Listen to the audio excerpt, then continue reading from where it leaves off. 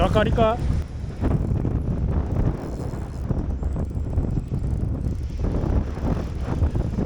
違う、イカっぽい気がする。おー、最後の最後にこれイカっぽいぞ。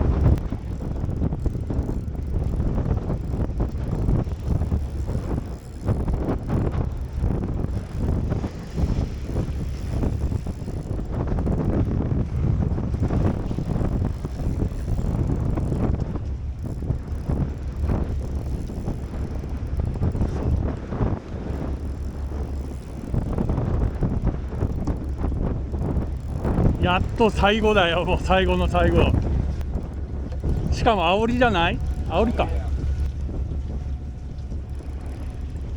ちょっと待って。はい、ありがとうございます。結構大きいね。写真撮る？よいしょ。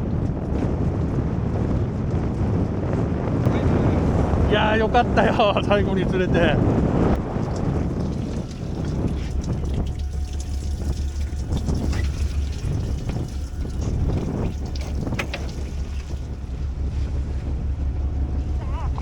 やった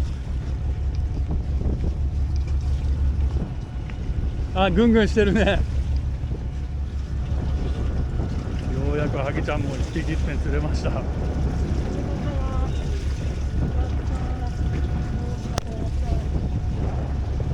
俺も坊主かと思ってたよ。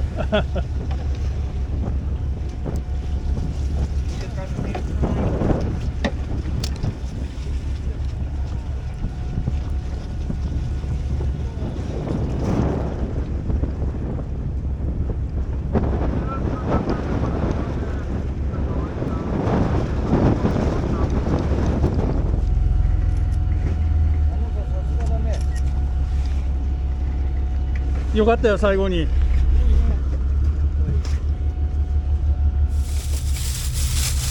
日の釣果はいっぱい釣れてよかった。